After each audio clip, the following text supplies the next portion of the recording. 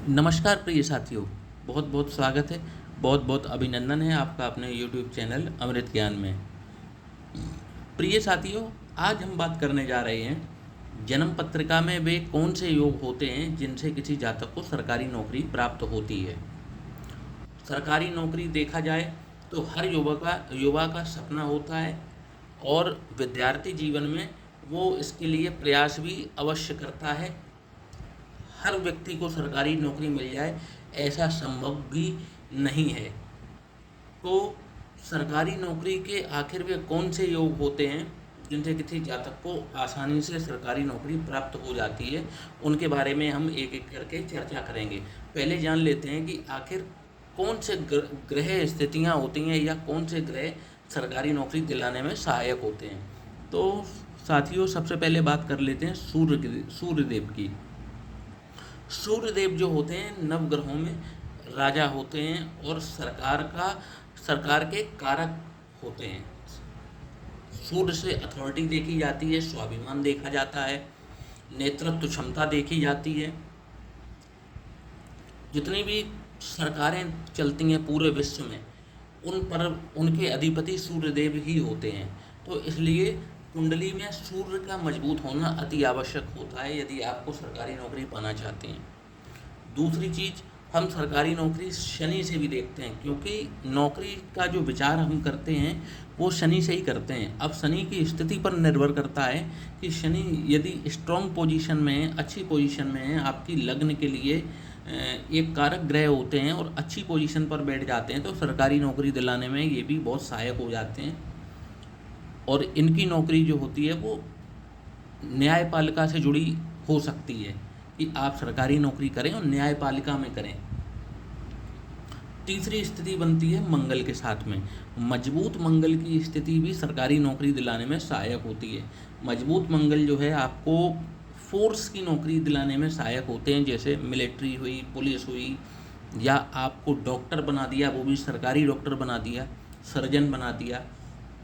आप किसी government hospital में आपकी सरकारी नौकरी हो सकती है, ऐसे सर्जन मंगल ये स्थितियां करते हैं पैदा। आप स्वास्थ्य विभाग से जुड़े आपको नौकरी दिला सकते हैं मंगल। और भी ग्रह कारक होते हैं, तो मैं कुछ विशेष स्थितियां बता देता हूं आपको कि जहां सरकारी नौकरी में ग्रह सहायक हो जाते हैं। वैसे तो देखा जाए तो हजारों योग होते हैं, जन्मपत्री में हजारों युतियाँ होती हैं। अब उन सभी के बारे में चर्चा करना तो नियर टू इम्पॉसिबल है, क्योंकि एक वीडियो कितना 10-15-20 मिनट का वीडियो बनता है, उसमें हम सारे योगों के बारे में बात नहीं कर सकते।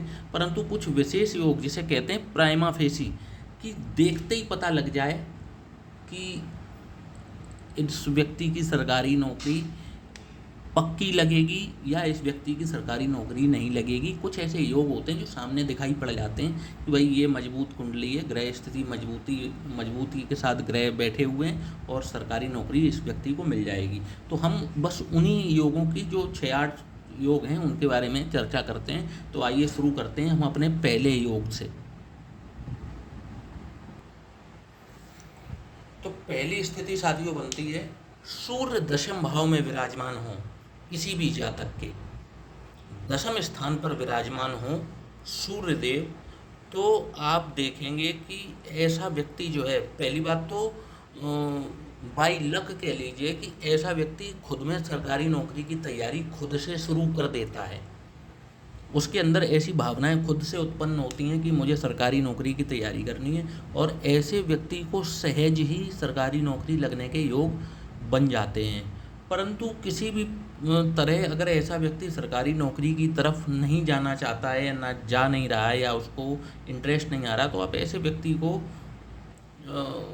यदि आपके पास उसकी जन्म पत्री है, आप देख रहे हैं, तो ऐसे व्यक्ति को आप सलाह जरूर दें कि वो एक बार प्रयास जरूर करें सरकारी नौकरी के लिए, क्योंकि ऐसे में सरकारी नौकरी ऐसे व्यक्ति के लगने के चांसेस बहुत ज़्यादा हाई हो जाते हैं।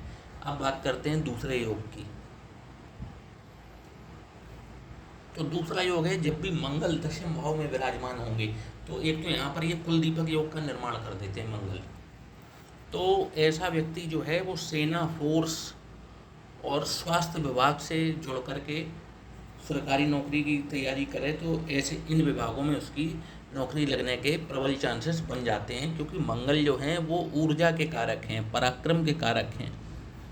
तो जब भी दशम में बैठेंगे, एक तो उनको दिशा बल प्राप्त हो जाता है, और यदि ये मंगल के कारक लग्न होती है, अब जैसे मैं कई बार कह चुका हूँ कि मंगल के कारक लग्न कौन सी होती हैं, तो मैं एक बार स्पीड में बता देता हूँ। मेष, वृश्चिक, कर्क, सिंह, ठीक है, मेष, वृश्चिक, कर्क, सिंह, ठीक है। इसके बाद में धनु और मीन, इन इन 6 लग्नों में मंगल कारक होते हैं, और यदि दशम भाव में विराजमान हैं तो आप तय मान करके चलिए कि मंगल जो हैं अच्छे परिणाम देते हुए नजर आएंगे, और इस व्यक्ति को सरकारी नौकरी में भेजने में पूरी तरीके से बाध्य भी हो जाएंगे और सहायक भी हो जाएंगे, और बहुत प्रबल चांसेस हैं कि इस व्यक्ति की सरकारी नौकरी लग जाए। अब बात करते हैं तीसरे योग की। जब भी साथियों शनि देव दशम भाव में विराजमान होंगे तो ऐसे व्यक्ति को भी सरकारी नौकरी लगने के बहुत प्रबल चांसेस हो जाते हैं, क्योंकि कर्म के भाव में, क्योंकि देखो शनि देव जो हैं वो वैसे तो व्यापार के भी कारक हैं, नौकरी के भी कारक हैं, परंतु दशम भाव में यदि व्यक्ति सरकारी नौकरी की तैयारी करता है जिसके शनि दशम भाव में मौजूद हों, तो ऐसी व्यक्ति को सरकारी नौकरी लगने के चांसेस काफ़ी बढ़ जाते हैं, और व्यक्ति को ना एक बार प्रयास जरूर करना चाहिए। न्याय के क्षेत्र में कर सकता है, न्यायपालिका की वैकेंसी निकले उसमें अगर ये डालता है, व्यक्ति मेहनत करता है तो इसका सिलेक्शन सहज हो जाता है। शनिदेव यहाँ पर कैपेबल ऐसे व्यक्ति को बनाते हैं। अब शनि की कारक लग्न होनी चाहिए। अब शनि की कारक लग्न कौन सी है? वृषभ, तुला, मकर, कुंभ, ठीक है। ये शनि की, और मिथुन और कन्या, वृषभ, तुला, मिथुन, कन्या, मकर, कुंभ, ये शनि की 6 कारक लग्न हैं, और इन लग्नों में शनि जब भी दशम भाव में विराजमान होंगे तो अच्छे परिणाम देते हुए देखे जाते हैं, और व्यक्ति को सरकारी नौकरी सहज ही प्राप्त हो जाती है। अब बात कर लेते हैं चौथे ग्रह की। जब भी दशम भाव में गुरु, बृहस्पति विराजमान होते हैं तो भी ये सरकारी नौकरी के चांसेस काफ़ी बढ़ा देते हैं। तो व्यक्ति शिक्षा के क्षेत्र से जुड़ करके, जैसे कहते हैं टीचिंग लाइन में जुड़ करके सरकारी नौकरी में अगर प्रयास करता है तो उसकी सरकारी नौकरी उसको अवश्य सहज प्राप्त हो जाती है। तो गुरु उनको शिक्षा के क्षेत्र से जोड़ करके इनकी आजीविका चलाने का कार्य करते हैं, और इनको सरकारी नौकरी लगने के चांसेस काफ़ी बढ़ जाते हैं। अब बात करते हैं पांचवें ग्रह की।